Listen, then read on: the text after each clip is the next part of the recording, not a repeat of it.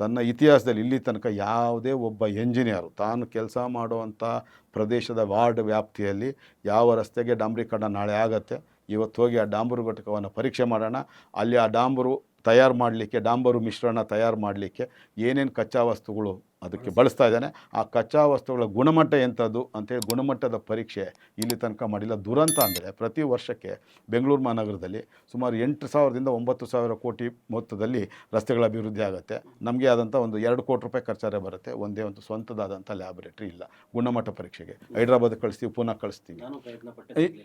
ಇಲ್ಲಿ ಅಂಥ ಯಾಕೆ ಇವ್ರು ಎಂಜಿನಿಯರ್ಸ್ ಬಿಡಲ್ಲ, ಬ್ಯೂರೋಕ್ರಾಟ್ಸ್ ಬಿಡಲ್ಲ. ಯಾಕೆ ಅಂದರೆ ಇಲ್ಲಿ ಒಂದು ಗುತ್ತಿಗೆದಾರನ್ನು ಸುಲಿಗೆ ಮಾಡೋದು ಏನಾಗುತ್ತೆ, ಜನರು ಮನಸ್ಸಲ್ಲಿ ಒಂದು ಈ ಸಿನಿಮಾಗಳಿಂದ ಇದರಿಂದ ಬಂದಿರೋವಂಥದ್ದು ರಾಜಕಾರಣಿಗಳು ದೊಡ್ಡ ಇದು ಅಂತ. ಆದರೆ ರಾಜಕಾರಣಿಗಳು ಹೋಗೋವಂಥದ್ದು 3ರಿಂದ 4%, ಆದರೆ 25-30% ಕಮಿಷನ್ ಹೋಗೋದು ಅಧಿಕಾರಿಗಳಿಗೆ. ಎ ಲೆವೆಲಿಂದ ಶುರು ಆಗುತ್ತೆ, ಬಿಲ್ ರಿಜಿಸ್ಟರ್ ಎಂಟ್ರಿ ಆಗೋದ್ರಿಂದ, ಅದಾದಮೇಲೆ ಮೆಜರ್ಮೆಂಟ್ ಬುಕ್ ಇದಾಗೋದ್ರಿಂದ ಶುರು ಆಗುತ್ತೆ. 5%, 3%, 2% ಈ ಥರ ಹೋಗಿ 25-30% ಬರೀ ಅಧಿಕಾರಿಗಳಿಗೆ ಹೋಗುತ್ತೆ. ಆಟೋಮೆಟಿಕ್ಕಾಗಿ ಗುಣಮಟ್ಟ ಕಡಿಮೆ ಆಗುತ್ತೆ. ಅದು ಒಂದು ಈ ಅಧಿಕಾರಿಗಳ ಮಟ್ಟದಲ್ಲಿ ಆಗ್ತಾ ಇರತಕ್ಕಂಥ ಭ್ರಷ್ಟಾಚಾರವನ್ನು ತಡೆಗಟ್ಟುವಂಥ ಯಾವುದೇ ಒಂದು ಶಿಸ್ತುಬದ್ಧವಾದಂಥ ಕ್ರಮಗಳನ್ನ ತಗೊಳ್ಳೋಂಥ ಸರ್ಕಾರ ಇಲ್ಲಿ ತನಕ ಯಾವುದೇ ಇರ್ಬೋದು, ಕಾಂಗ್ರೆಸ್ ಇರ್ಬೋದು, BJP ಬಂದಿಲ್ಲ. ಅದೇ ದುರಂತ, ನಮ್ಮ ನಾಡಿನ ದುರಂತ ಅದು.